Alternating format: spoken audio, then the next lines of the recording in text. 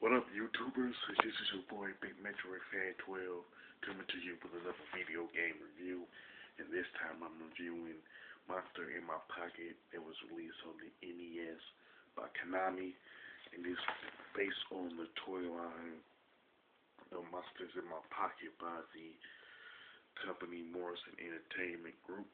And pretty much the plot of the game is that Vampire and Frankenstein pretty much was watching TV when the warlock appeared on the TV screen, telling them that he was going to send his henchmen to defeat him.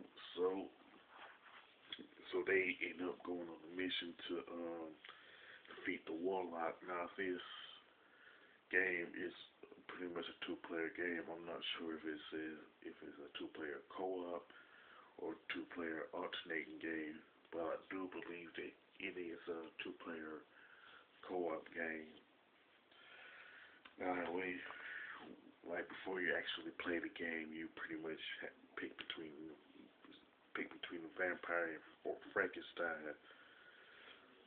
You know, once you do that, you pretty much go on and proceed to play the game, and you pretty much fight different types of enemies like the behemoths, beasts, cyclops, and ghosts and stuff like that. And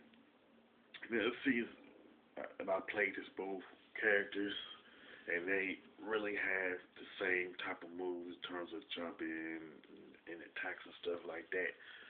And they don't have no strength, strengths or weaknesses that we know about based off like the Frankenstein movies and the Dracula movies and stuff like that. And not only that, you get like health to replenish. You get hearts to replenish your health, and plus you get the grab keys and bolts, and you pretty much use them as weapons. And so you throw them at like different enemies and stuff. And Monsters in My Pocket do have 7 stages in it, and they're pretty much divided up into sections, like pretty much 2 or 3 sections, depending on what stage you're on. And all of them have pretty much different names to them, like Monsters in My House, Big Trouble in the Kitchen, Crisis from Underground, Towering, Catastrophe, Oriental Illusions, Last Battle at Monster Mountain, and Home Sweet Home. And it has like the bosses have like a different strategy to them depending on the monster you're fighting. And of course, it ends with you fighting the warlock. Now, as of this video, I haven't gotten to the warlock, but if anybody who has fought the warlock, you can mention if he's easy or hard or whatever.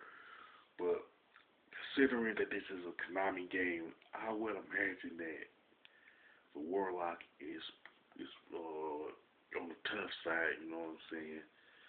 But as a whole, Monster in My Pocket is pretty much pretty even when it's come to the difficulty. It's not too hard, but it's definitely not too easy neither. You know what I'm saying? Now, the graphics and level design to Monsters in My Pocket is pretty good, and I do like the color palette to the game. I would say that I expected the color palette to be so colorful. It's expected to be so colorful as it is. It actually kind of reminds me of the color palette to Teenage Mutant Ninja Turtles 3: The Manhattan Project. You know what I'm saying? And the gameplay is also good. I mean, even though the weapons that you use are limited to 2, but you can find them scattered throughout the course of each stage in the game. So I guess it wasn't necessary for Konami to have a whole bunch of weapons for you to use because of that. Because I do believe that the keys and bolts are scattered throughout the course of the game. And the soundtrack to Monster in My Pocket is pretty good too. And at the same time, when you hear a soundtrack from a Konami game on NES, they're always good. You know what I'm saying? Konami seemed to put some effort into their into the soundtracks back then during the NES life cycle. Not now, I'll be honest, I haven't seen any like major gripes with the game. The closest one that do come to mind will be the difficulty, but at the same time, it will be nitpicking if anybody said that Monster in My Pocket is too hard. I'll say anybody who had an NES back in the day who had this particular game, that will be nitpicking from, I guess, from them. I'll say anybody who's a gamer nowadays that's in their 20s and stuff will most likely find it majorly hard, but I don't think it is. Now, it seems like Monster in My Pocket is an obscure game because of I never heard anybody talk about it back during the NES life cycle. You know what I'm saying? We will talk about games like Teenage Mutant Ninja Turtles or Tiger Haley or Contra, Super Mario, Zelda's, Metroid, stuff like that. I, and I do believe that's the main reason why I believe that this is an obscure game, especially among the Konami games that were released on the NES. And I do recommend this game to gamers and stuff, especially retro gamers and gamers who do like a let's play on their YouTube channel and stuff. As far as the scores is concerned, I definitely give it a 9 out of 10, and it is good. To be truthful, I thought this game was going to suck mainly because of the title, not because of the fact that Konami made it. You know what I'm saying? But I was proven wrong in this case. You know what I'm saying?